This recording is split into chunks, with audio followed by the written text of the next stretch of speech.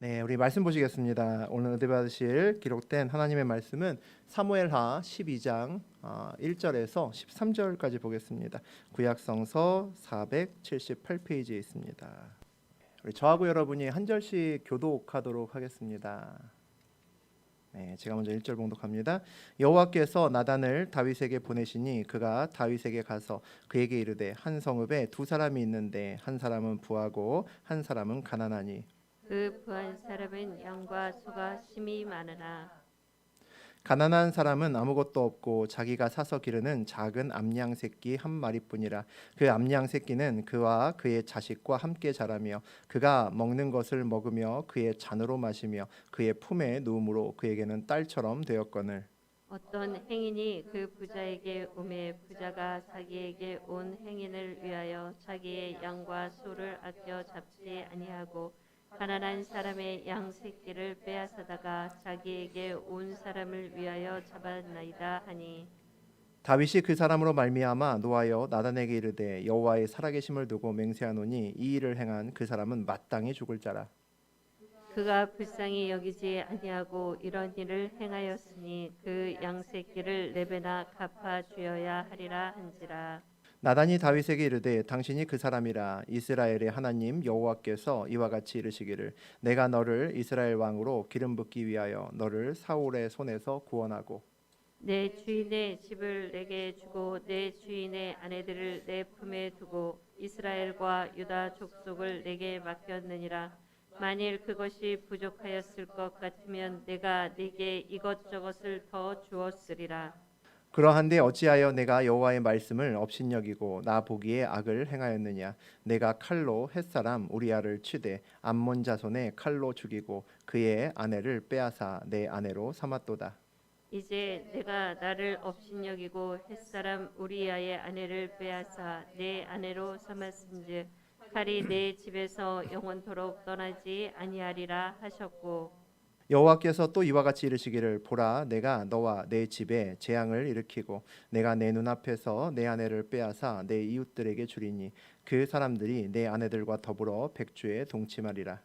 너는 은밀히 행하였으나 나는 온 이스라엘 앞에서 백주의 이 일을 행하리라 하셨나이다 하니 예, 우리 13절 함께 읽습니다.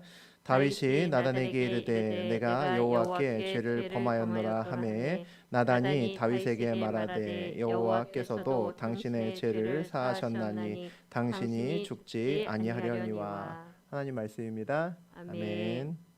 네, 우리 사무엘하 12장 1절에서 13절까지 함께 보셨습니다. 우리 그 내용 중심으로 마지막은 언제나 하나님, 마지막은 언제나 하나님이라는 제목으로 우리 함께 나누겠습니다. 원래 다윗은 대단한 믿음의 왕이죠. 하나님 마음에 합한 자라는 그런 그 멋진 호칭을 들었던 유일한 인물이 성경의 유일한 인물이 다윗입니다.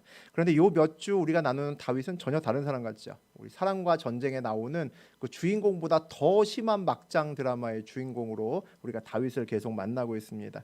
생명을 나눈 부하이자 또 자기의 전우였던 우리아, 충신 우리아를 우리아의 아내를 그만 탐해서 범하고 맙니다. 그리고 바세바 그의 아내가 임신하니까 어떡합니까? 우리아를 불러서 어떻게든지 사건을 무마하려고 속이려고 했다가 그것이 잘 되지 않으니까 우리아를 전쟁터에 보내서 죽게 만듭니다. 사실 살인이나 다름없죠. 그와 동일한 그런 일을 진행을 합니다.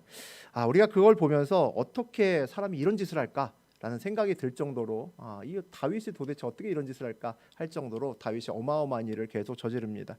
다윗은 아마 이제 다 끝났다라고 생각을 했을 겁니다. 우리아의 아내 바세바와 불륜을 저질렀지만 남편 우리아를 전쟁터에서 죽였으니까 이제 완전 범죄가 되는 거죠. 이제 다윗의 아이가 태어나도 문제가 없는 상황을 만들 수 있습니다. 아무도 모르는 겁니다. 이제 다윗과 바세바만 입 꼭 다물고 무덤까지만 이 비밀을 지키면 다른 사람들이 뭔가 이상하다, 우리아가 뭔가 죽은 게 좀 이상해라고 할지라도 정확한 그 실증의 증거를 꺼낼 수 없기 때문에 안전하게 넘어갈 수 있을 겁니다. 우리아가 죽으니까 다윗은 이제 여유가 생겨왔습니다. 우리 지난 시간에 부하들이 와서 보고를 하죠. 우리 우리아와 또 몇몇 부하들이 함께 죽었습니다. 그러니까 다윗이 뭐라고 합니까? 뭐 칼이 눈이 있는 것도 아니고 괜찮아 그럽니다. 가서 요압을 잘 위로해주고 열심히 싸우라고 해. 괜찮다고. 그렇게 격려해라고 그렇게 세상에 그렇게 이야기를 합니다. 다윗이 이제 죄로부터 자유로워졌다는 거죠. 그러면 안 되는데 자유로워졌습니다. 다른 사람들이 자기의 죄를 알 길이 없다라고 우리 다윗은 생각하는 거죠. 오히려 우리아의 장례가 끝나고 나니까 그 앞에서 우리아의 아내 밧세바는 울지만 다윗은 어떡합니까? 장례가 끝나자마자 밧세바를 아내로 맞고 그리고 그의 아들을 이제 맞을 준비를 그렇게 합니다. 요압과 몇몇 부하들은 분명히 다윗이 뭔가 문제가 있다라는 것을 알았을 텐데 알긴 알았을 텐데 다윗이 워낙 힘이 세고 또 왕이다 보니 그것을 캐내려고 하는 사람들은 별로 없었을 겁니다. 우리아의 죽음을 다윗 앞에서 어느 누구도 입을 열기가 어려운 거겠죠. 그 말은 아무도 하면 안 된다라는 것이 아마 그들에게는 불문율과 같았을 겁니다. 다윗은 이제 죄가 완전히 덮였구나라고 이제 완전히 자유롭게 삶을 살려고 하는데 우리 지난 시간에 11장의 가장 마지막 절에 마지막 구절에 한 구절이 적혀 있었습니다. 뭐라고 돼 있었냐면 다윗이 행한 그 일이 여호와 보시기에 악하였더라라는 구절이 마지막에 있었습니다. 무슨 이야기입니까? 하나님 눈에 그 사건이 걸렸다는 얘기입니다. 그냥 못 지나가라고 하나님이 그 사건을 그냥 쳐다보시고 계셨다는 거죠. 그렇다는 얘기는 하나님이 다윗의 삶에 개입하신다라는 겁니다. 우리가 하나님의 백성이라면 우리는 하나님이 우리 삶에 개입하고 계신다는 것을 잊지 말아야 됩니다. 하나님은 죄를 싫어하시고 죄를 덮고 넘어가시는 분은 더더욱 아니라는 사실을 알아야 되는 거죠. 우리가 죄에 빠져서는 안 되는 일이고 죄에 빠졌다 하더라도 그것을 회개해야 되는 이유가 여기 있습니다. 하나님은 반드시 우리 삶에 개입하시는 분이죠. 내가 하나님의 그 뜻에 따라서 믿음으로 어려운 길을 걸었을 때 하나님이 내 삶에 개입하면 축복이죠. 박수치죠. 와, 드디어 하나님이 오셨구나 라고 박수치지만 내가 죄를 지었을 때 하나님이 내 삶에 개입한다라는 것은 내가 하나님의 대적이 되는 겁니다. 그때만큼 두려운 일은 없을 겁니다. 오늘 그 일이 다윗의 앞에 벌어집니다. 우리 1절에서 4절까지 함께 읽어보겠습니다. 여호와께서 나단을 다윗에게 보내시니 그가 다윗에게 가서 그에게 이르되 한 성읍에 두 사람이 있는데 한 사람은 부하고 한 사람은 가난하니 그 부한 사람은 양과 소가 심히 많으나 가난한 사람은 아무것도 없고 자기가 사서 기르는 작은 암양 새끼 한 마리뿐이라. 그 암양 새끼는 그가 그의 자식과 함께 자라며 그가 먹는 것을 먹으며 그의 잔으로 마시며 그의 품에 누움으로 그에게는 딸처럼 되었거늘 어떤 행인이 그 부자에게 오매 부자가 자기에게 온 행인을 위하여 자기의 양과 소를 잡지 아니하고 가난한 사람의 양 새끼를 빼앗아다가 자기에게 온 사람을 위하여 잡았나이다 하니 하나님이 다윗에게 나단이라는 선지자를 보내셨다라고 되어 있습니다. 이 나단 선지자를 통해서 이제 다윗의 잘못을 이제 전하라고 하시는데 사실 나단 선지자가 입장에서는 굉장히 어려운 일입니다. 생명을 걸어야 되는 일이죠.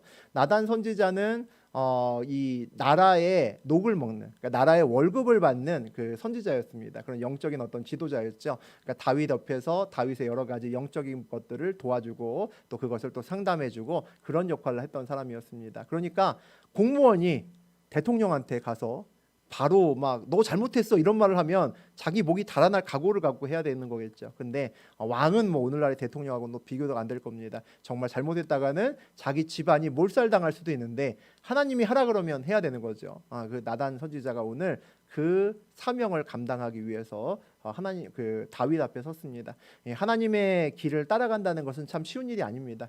이런 일이 있을 때 그 사명에 때로는 내 생명이나 큰 손해를 감수하고도 해야 되는 일이 있죠. 그런데 그것에도 이제 그 지혜가 필요한 것 같습니다. 나단 선지자가 가자마자 하나님이 당신한테 그러는데 당신 똑바로 살래요. 막 이렇게 얘기했다면 또 사건이 좀 달라질 수도 있습니다. 근데 오늘 나단 선지자는 가서 이야기를 하나 던지면서 다윗으로 하여금 자기의 죄를 제3자의 입장에서 보게 만들었다는 거죠. 여기서 나단 선지자가 굉장히 지혜롭게 처신했다라는 것을 볼 수 있습니다. 하나님께서 저런 이야기까지 알려주지는 않았겠죠. 가서 다윗에게 내가 한 말을 잘 전해라, 잘못했다는 말을 전해라라고 했을 겁니다. 그런데 나단 선지자가 굉장히 지혜롭게 이야기를 하죠. 하나님께서 결국 다윗의 삶에 나단 선지자를 통해서 삶에서 개입하셨다라는 겁니다. 그 안에 분명히 다윗을 위한 메시지가 있다는 거죠. 오늘 다윗에게 가서 나단이 이야기를 하나 하는데 그 이야기의 내용은 이와 같습니다. 한 성읍에 부자인 사람과 가난한 사람이 있습니다. 부자는 소와 양이 무진장 많다라고 되어 있습니다. 심이 많다라고 되어 있죠. 그런데 가난한 사람은 아무것도 없고 암양 새끼 한 마리뿐인데 그가 자식처럼 막 키우는 겁니다. 애지중지해서 같이, 요즘에 치면 우리가 집에서 애완견 또는 우리 그 고양이 같은 거 키울 때 거의 내 자식이나 진비 없을 정도로 이렇게 키우기도 하죠. 그런 것처럼 같이 먹고 같이 자고 그렇게 키웠습니다. 그러니까 이 사람한테는 그 자식과 같은 거죠. 그런데 이 부자에게 손님이 왔습니다. 손님이 와서 그를 접대해야 되는 그 상황이 됐습니다. 그러면 자기 양과 소 많으니까 그 중에서 한 마리 잡아서 접대하면 될 것을, 이 못돼 먹은 부자가 어떻게 합니까? 그 불쌍하고 가난한 사람의 애지중지하는 그 암양을 뺏어다가 그것으로 요리를 합니다. 그래서 자기 손님을 대접했다라고 그렇게 이야기를 전합니다. 우리도 듣는 순간 욱하죠. 뭐 이런 나쁜 놈이 다 있어, 이런 생각이 듭니다. 이 완전 도둑놈 심보죠. 막 흥부와 놀부의 놀부를 보는 것 같은 그런 느낌이 듭니다. 역시 이제 다윗도 마찬가지였던 것 같습니다. 우리 5절과 6절 읽어보겠습니다. 다윗이 그 사람으로 말미암아 노하여 나단에게 이르되 여호와의 살아계심을 두고 맹세하노니 이 일을 행한 그 사람은 마땅히 죽을 자라. 그가 불쌍히 여기지 아니하고 이런 일을 행하였으니 그 양 새끼를 4배나 갚아 주어야 하리라 한지라. 인지상정이죠. 다윗도 비슷하게 그 이야기를 듣고 욱했던 것 같습니다. 하나님의 살아계심을 두고 맹세하노니 이 일을 행한 사람은 마땅히 죽을 자라. 무슨 얘기입니까? 하나님이 살아계신다면 얘는 죽어도 싼 짓을 했어라는 겁니다. 그렇게 결단하죠. 그렇게 바로 선포를 합니다. 남의 양을 빼앗는 죄를 저질렀으니까 4배를 갚아주어야 된다라고 이야기를 합니다. 근데 이것이 그냥 다윗의 심정적인 어떤 마음에서 툭 던진 이야기가 아니라 이것은 하나님의 법에 나오는 이야기입니다. 출애굽기 22장 1절 같이 읽어보죠. 사람이 소나 양을 도둑질하여 잡거나 팔면 그의 소 한 마리에 소 5마리로 갚고 양 한 마리에 양 4마리로 갚을지니라. 소를 도둑질하면 한 마리당 5마리로 갚고 양을 도둑질하면 한 마리당 4마리로 갚습니다. 그러니까 이게 그 법이 통일적인 게 아니라 좀 이제 수치의 차이가 있다는 거죠. 이것을 바로 양을 보면서 양을 빼앗았으니 4마리 갚아야 돼라는 얘기 무슨 얘기입니까? 다윗이 그만큼 하나님의 법을 잘 알고 있다는 얘기죠. 잘 알고 있다는 얘기입니다. 법에 대해서 빠삭하다는 얘기죠. 다윗도 왕의 자리에 있으니까 많은 사람들을 치리하고 또 재판을 해야 될 거 아닙니까? 그러니까 그도 이제 왕 아래에 있는 그런 제사장 정도 급은 아니겠지만 굉장히 많이 성경을 읽고 많은 법조항에 대해서 꿰고 있다는 겁니다. 그래서 다윗이 바로 화를 내면서 4마리로 갚아야 된다라고 이야기를 합니다. 우리가 신약에서 삭개오 이야기를 아마 기억하시는지 모르겠는데 삭개오가 세리였잖아요. 남이 그 것들을 많이 빼앗아서 부자가 됐던 사람이었습니다. 그가 예수님을 만난 다음에 감동을 받고 그 다음에 거듭남을 입은 다음에 뭐라고 예수님께 고백합니까? 내가 내 재산의 절반을 팔아서 가난한 사람들에게 나눠주겠고 그리고 내가 누구의 것을 뺏은 일이 있거든 4배나 내가 갚아주겠다. 이것도 역시 이 법안에 근거한 그런 이야기라고 보시면 되겠습니다. 다윗도 그처럼 법을 잘 알고 있었다는 거죠. 다윗은 그렇게 법을 잘 알고 있으면서도 밧세바를 범하는 죄를 지었다는 것을 졌다는 것을 알 수 있죠. 무슨 얘기입니까? 알고도 죄를 지었다는 겁니다. 나쁜 부자의 이야기를 듣고 나서 다윗이 화가 나서 죽어도 할 말 없네라고 바로 이야기를 합니다. 그런데 사실은 남의 것을 뺏는 사람은 죽을 죄는 아닙니다. 성경에 조금 아까 이렇게 나왔던 것처럼 그 빼앗은 만큼의 몇 배를 갚아주면 그것이 소멸되는 그런 죄입니다. 그런데 다윗처럼 남의 여인을 그렇게 빼앗는 그런 죄는 동일한 레위기나 이런 데 보면 뭐라고 나와 있냐면 남자나 여자나 다 죽이라라고 되어 있습니다. 그러니까 무슨 얘기입니까? 정작 자기가 죽을 죄인인데 죽지는 않아도 될 죄인 보고 쟤는 여호와 앞에서 죽어도 마땅한 자다라고 이야기를 합니다. 참 어불성설이죠. 그렇게 이야기를 합니다. 우리 7절에서 9절까지 읽어봅니다. 나단이 다윗에게 이르되 당신이 그 사람이라. 이스라엘의 하나님 여호와께서 이와 같이 이르시기를 내가 너를 이스라엘 왕으로 기름 붓기 위하여 너를 사울의 손에서 구원하고 내 주인의 집을 내게 주고 내 주인의 아들들을 내 품에 두고 이스라엘과 유다 족속을 내게 맡겼느니라. 만일 그것이 부족하였을 것 같으면 내가 내게 이것저것을 더 주었으리라.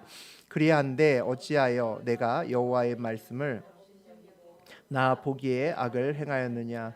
내가 칼로 햇사람 우리아를 치되 칼로 죽이고 그의 아내를 빼앗아 내 아내로 삼았도다. 이제 그 이야기를 하면서 나단이 이야기를 하면서 다윗이 그것에 적극적으로 동의하니까 뭐라고 합니까? 그 사람이 바로 당신입니다라고 꼭 집어서 선포를 합니다. 참 쉽지 않았을 겁니다. 바로 그 양심 없는 부자가 바로 다윗 왕입니다. 이렇게 얘기를 했다는 거죠. 그러고 난 다음에 이제 나단의 이야기를 들으면 무슨 얘기를 합니까? 그동안 다윗에게 베풀었던 하나님의 은혜에 대해서 이야기합니다. 하나님께서 다윗을 기름 부어 선택하시고 사울의 손에서 구원하시고 이스라엘과 유다 족속을 전부 다 그의 손에 주셨다는 거죠. 무엇이나 부족하면 말하면 내가 다 주었을 텐데, 그런데 암몬 자손의 칼로 우리아를 죽이고 그의 아내를 빼앗아 싸서 아내로 삼았다라는 것은 하나님이 용서할 수 없다라는 이야기를 전합니다. 우리 나단의 그 이야기를 보면서 다윗이 죄를 지었던 두 가지 이유에 대해서 우리가 알 수 있을 것 같습니다. 첫 번째는 이미 받은 은혜를 잊었기 때문에 죄의 자리로 갑니다. 하나님이 날 불러주시고 많은 어려움에서 건지셔주시고 여기까지 나를 지켜서 이 자리에 오늘 앉혀주셨다는 사실을 잊지 않는 사람은 죄의 자리에 서지 않습니다. 자기가 이 자리에 있을 만큼의 자격이 되지 않는다는 걸 알기 때문에 거기서 죄를 짓기 어렵다는 거죠. 내가 어떤 자리에 있을 때 남이 나에게 불법적인 어떤 도움을 청하고 뇌물을 주고 했을 때 그 뇌물을 받는 사람은 뭡니까? 내가 받을 만하다고 생각하기 때문에 받는 겁니다. 내가 이 자리에 나의 힘이 아니라 하나님께서 나를 이 자리에 앉히셨고 이제까지 하나님의 은혜로 내가 여기 섰다고 한다면 그 돈을 내가 받을 수 없겠죠. 사람은 은혜를 잊을 때 죄의 자리로 갑니다. 은혜를 잊는다는 것은 내가 누리고 있는 것들이 당연하게 느껴진다는 것이고 감사가 사라진다는 거죠. 내가 이 자리에 있을 만해서 있다라고 생각하기 때문에 죄의 자리로 가는 겁니다. 은혜를 잊으면 죄의 자리로 가죠. 또 무슨 얘기를 합니까? 하나님께서 하나님의 말씀을 업신여겼기 때문에 죄의 자리로 갔다라고 이야기하십니다. 업신여긴다는 것은 뭡니까? 그 위에 더 큰 것, 더 강한 것이 그 위에 있을 때 우리가 업신여김을 할 수 있습니다. 내가 누구를 업신여긴다는 것은 그가 나보다 못하고 내가 그를 깔볼만하고 내가 그를 맘대로 해도 된다라는 내 마음의 생각이 있기 때문에 어떤 누구에겐가 말도 함부로 하고 그를 맘대로 이렇게 대하는 겁니다. 내가 말씀을 업신여긴다라는 것은 뭡니까? 내 생각으로 하나님의 말씀을 판단하고 있다는 겁니다. 그렇기 때문에 말씀을 업신여긴다는 거죠. 내 생각에는 이거 너무 옛날 말씀인 것 같아. 요즘 세상엔 맞는 것 같지 않아 라고 치워버리는 그런 말씀을, 우리의 태도를 얘기합니다. 내 생각에는 이거 누구 집사 들으라고 한 얘기 같은데 오늘 하필 안 왔네. 내가 가서 전해줘야겠다. 이런 생각도 역시 마찬가지 생각입니다. 말씀은 적용은 늘 누구부터? 나부터죠. 나부터입니다. 말씀을 업신여김은 말씀에 마음이 찔리지 않는다는 겁니다. 마음이 찔리지 않기 때문에 그런 생각이 드는 거죠. 내가 오늘 성경의 말씀을 읽고 묵상하고 또 오늘 내가 설교를 들었는데 그 설교가 나의 마음에 아무 찔림이 없기 때문에 이거 내 말씀이 아니라 누구 딴 사람 들으라고 하는 건데 라고 쳐다보게 됩니다. 말씀에 찔리지 않으면 무슨 얘기입니까? 문제가 생겼다는 겁니다. 말씀에 찔리지 않으면 내 마음이 이미 그 말씀을 평가하고 있다는 겁니다. 그래서 그 말씀이 내 말씀이 아니라고 생각하고 나는 해당되지 않는다라고 생각하기 때문에 문제가 생긴다는 거죠. 말씀이 우리 위에 있지 않고 같은 동일선상에 있을 때 우리가 말씀에 잘 찔리지 않습니다.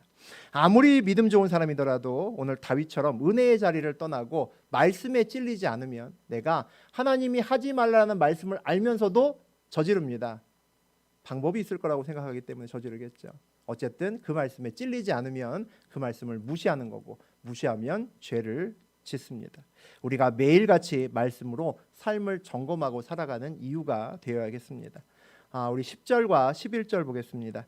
이제 내가 나를 업신여기고 햇사람 우리아의 아내를 빼앗아 내 아내로 삼았은즉 칼이 내 집에서 영원토록 떠나지 아니하리라 하셨고 여호와께서 또 이와 같이 이르시기를 보라 내가 너와 내 집에 재앙을 일으키고 내가 내 눈앞에서 내 아내를 빼앗아 내 이웃들에게 주리니 그 사람들이 내 아내들과 더불어 백주에 동침하리라. 다윗이 칼로 우리아의 목숨을 빼앗았으니 그리고 그의 아내를 빼앗았으니 다윗의 집에 칼이 떠나지 않을 거다. 그러니까 다윗이 휘둘렀던 그 칼이 뭡니까? 부메랑처럼 돌아와서 니네 가족을 뵐 거다. 이런 얘기를 하시는 겁니다. 다윗이 우리아의 아내를 빼앗았기 때문에 하나님이 다윗의 아내를 빼앗아서 이웃들에게 나누어 줄 거다. 이런 엄청난 말씀을 하십니다. 구약의 대표적인 그 하나님의 징계 방식 중에 하나가 눈에는 눈, 이에는 이, 뭐 이런 겁니다. 그게 동해보복법이라고 부릅니다. 남에게 피해받은 만큼 동일하게 피해를 받게끔 만들어서 그의 죄를 사하는 법을 이야기를 합니다.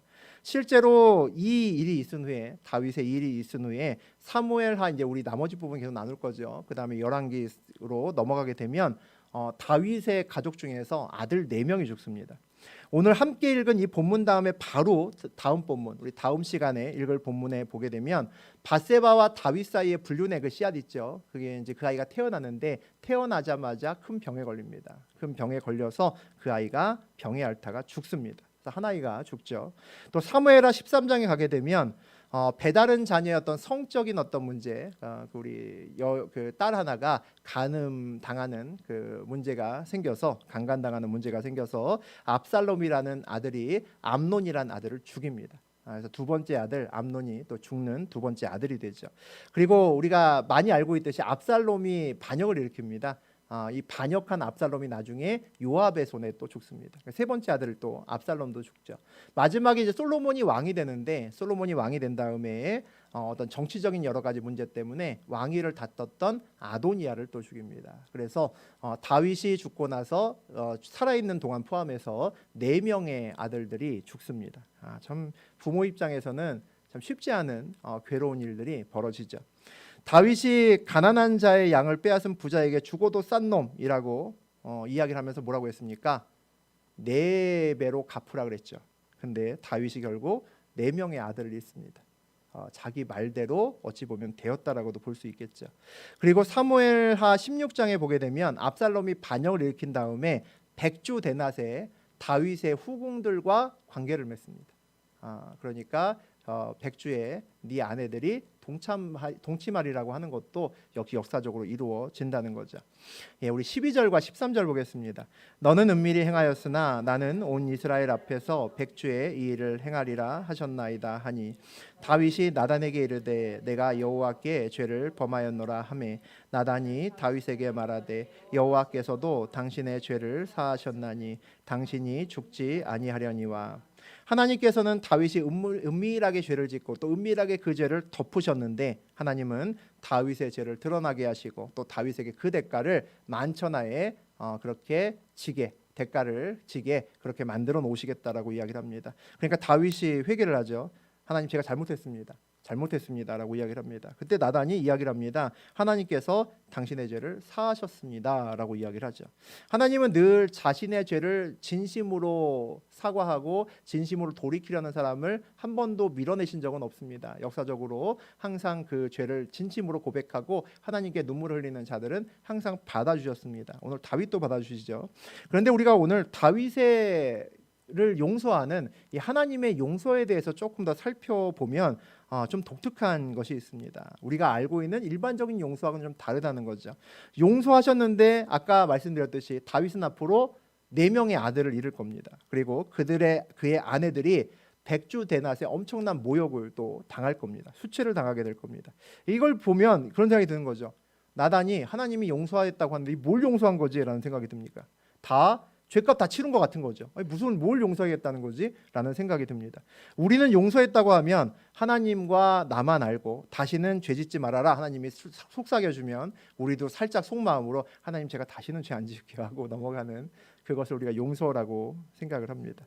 하나님과 다윗만 알고 쉬하고 넘어가야 용서하는 거지 이게 무슨 용서인가라는 생각이 들죠.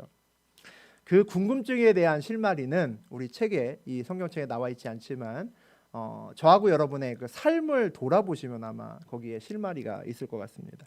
이제까지 살아오면서 저도 죄를 짓고 살았고 여러분도 죄를 짓고 사셨습니다. 그리고 또 앞으로도 중간중간에 또 그러면 안 되겠지만 우리가 또 죄를 지을 그런 날이 또 올 겁니다.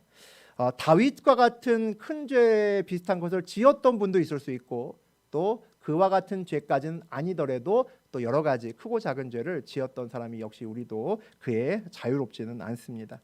그런데 우리의 죄가 항상 말씀드리지만 다 세상에 드러나지는 않았습니다.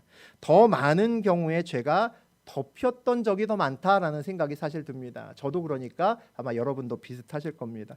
우리의 죄가 다 드러나게 되면 우리가 부끄러워서 이 자리에서 얼굴을 듣고 내 죄를 우리 권사님이 알고 집사님이 알면 이 자리에서 제가 이렇게 설교할 수 있을까라는 생각이 드는 그런 부분들도 있습니다. 아마 여러분도 그러실 겁니다. 우리의 죄가 다 드러난 것은 아닌데 근데 거꾸로 얘기해서 그렇다고 우리의 죄를 하나님이 다 덮어주시고 야 너만 알고 있어 나만 알고 있어 쉿 하고 넘어가진 않았습니다. 그렇죠? 그렇게 넘어가진 않았습니다. 가끔은 죄가 드러나서 망신을 당한 적도 있습니다. 저도 있으니까 여러분도 있을 겁니다. 그리고 죄가 비록 세상에 만천하에 드러나진 않았다 하더라도 그 죄를 지었는데 내가 아무런 대가 없이 지나가진 않았습니다. 반드시 죄에 대한 대가를 이런저런 모양으로 우리가 지불하고 넘어갔다는 거죠.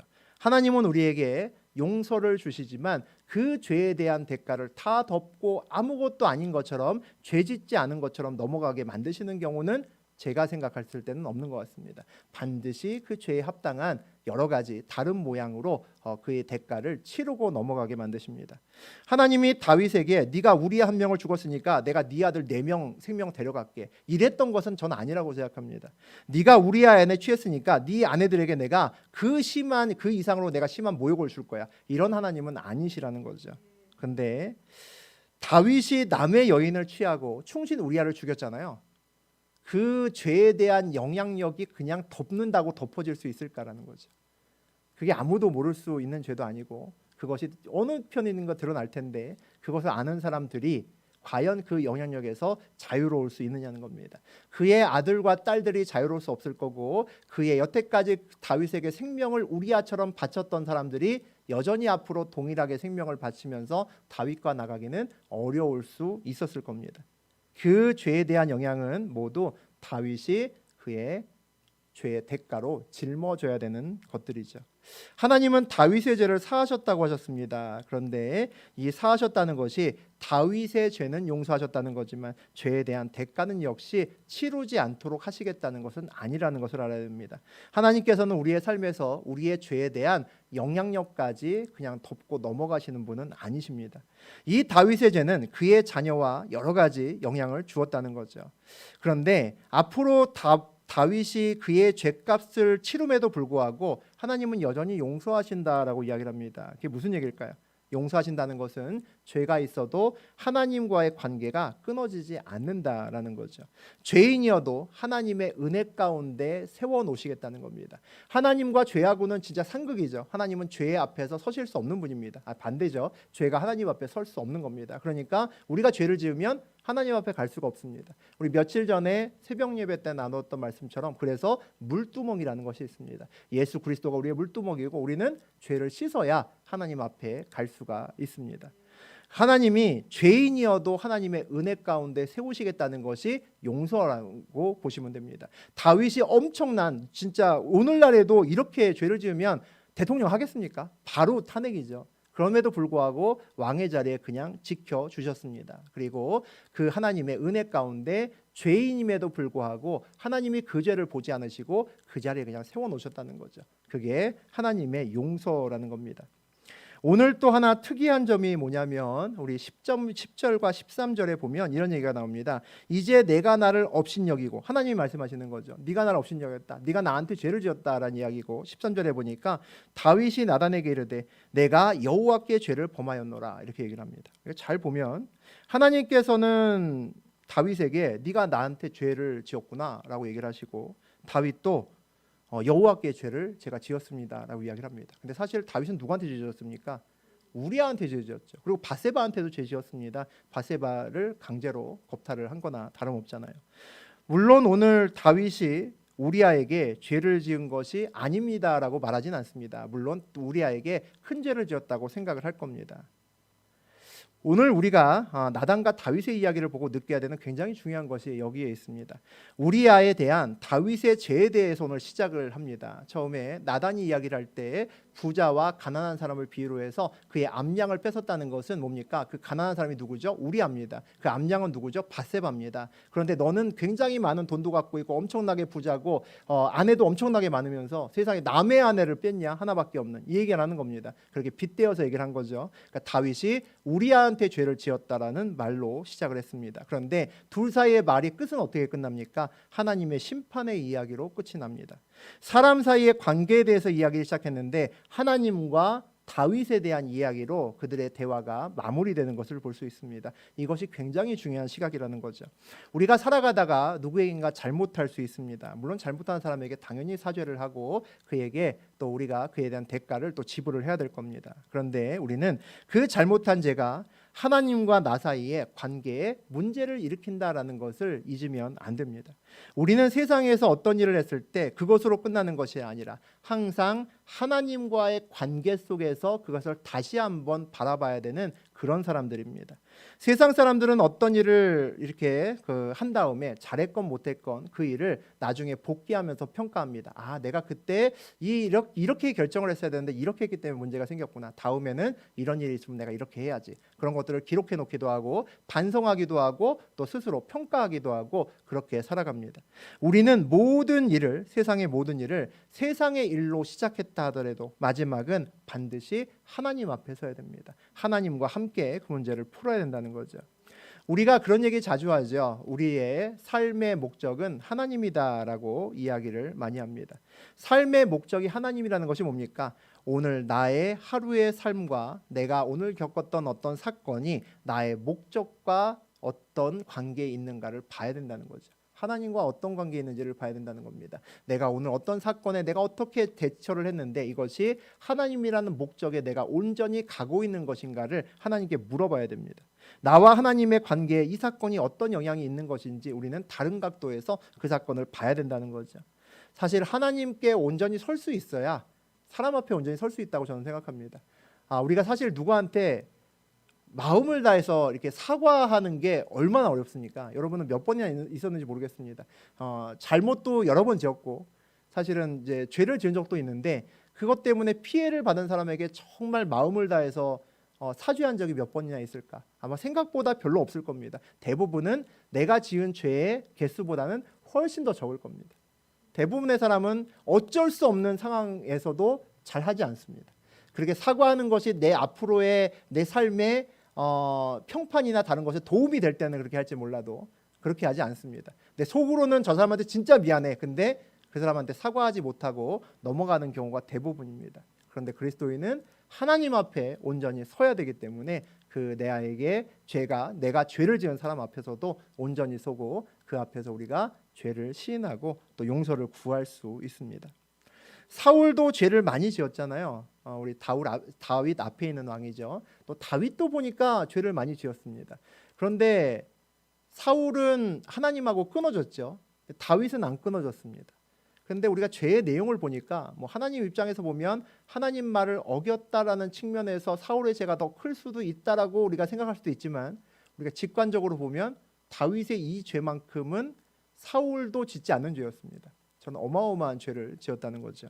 그런데 사울은 끊어졌는데 다윗은 끊어지지 않았습니다. 그 차이가 어디에 있을까라는 생각이 든다는 거죠. 다윗은 죄를 지었어도 늘 마지막에 하나님 앞에 서 있습니다. 늘 하나님 앞에 막 죄를 뒤집어쓰고 울고 막 하나님한테 죄송하다 그러고 하나님 저 그냥 죽여달라 그러고 그 앞에 서 있습니다. 그런데 사울은 그렇지 않았다는 거죠. 사울은 죄를 지은 다음에 어떻게 했는지 대표적으로 하나 보죠. 사무엘상 16장 30절 보겠습니다. 사울이 이르되 내가 범죄하였을지라도 이제 청하옵나니 내 백성의 장로들 앞과 이스라엘 앞에서 나를 높이사 나와 함께 돌아가서 내가 당신의 하나님 여호와께 경배하게 하소서 하더라. 얼핏 보면 어떻습니까? 하나님께 경배하고 하나님 앞에 서 있는 것 같은데 자세히 보면 아니라는 거죠. 하나님 앞에 경배하게 하소서 하지만 그 이유가 뭡니까? 하나님께 미안해서 하나님께 죄를 많이 지어서가 아니라 내 백성의 장로들 앞과 이스라엘 앞에서 나를 좀 높여달라는 겁니다. 그래야 내가 이 왕자리를 좀 차지할 수 있지 않겠냐 이거죠. 그러니까 하나님 앞이 아니라 여전히 누구 앞에 서 있습니까? 세상 앞에 서 있는 것이 사울입니다. 이 다윗하고는 굉장히 많이 다르다는 거죠. 하나님을 붙든 것처럼 보이지만 하나님 앞에 온전히 서지는 않습니다. 온전히 세상을 붙들고 있죠. 이 차이가 사울과 다윗의 차이를 만들었다라고 보시면 됩니다. 우리는 무슨 일을 하든지 간에 마지막에는 하나님 앞에 온전히 서야 됩니다. 우리가 어떤 일을 저지르더라도 끝까지 하나님을 붙들고 있는 것이 하나님 은혜 가운데 있는 겁니다. 내가 죄를 지었어도 끝까지 하나님 앞에서 다윗처럼 울부짖으며 그 자리를 떠나지 않을 수 있어야 됩니다. 우리가 아는 굉장히 많은 그 성경에 나오는 성인들, 우리가 본받아야 될 믿음의 아주 대표적인 영웅들도 이런 때가 있었습니다. 그들의 하나 같은 공통점은 거의 다 죄를 지었을 때 여호와 앞에서 떠나지 않을 정도로 그 앞에 있었다는 거죠. 우리는 무엇을 하든지 그 시작이 하나님이 아니라 설사 세상 일로 시작했다 하더라도 그의 마지막은 언제나 하나님으로 끝나셔야 됩니다. 하루 일과를 마치면 하나님과 정리하실 수 있어야 된다는 거죠. 1년이 지나면 하나님과 연말정산을 하셔야 됩니다. 우리의 인생의 마지막에는 하나님과 우리 인생의 총결산을 여러분이 하셔야 됩니다. 그렇기 때문에 우리의 마지막은 언제나 하나님으로 끝납니다. 그래서 하나님이 우리의 목적 되시고 우리는 늘 하나님의 은혜 가운데 있어야 됩니다. 여러분이 이 과거에, 오늘 이전의 과거에 어떤 과거의 삶을 사셨든지 간에 여러분의 마지막은 온전히 하나님으로 끝나는 임마누엘 교회 모든 성도님 되시기로 주의 이름으로 축복합니다.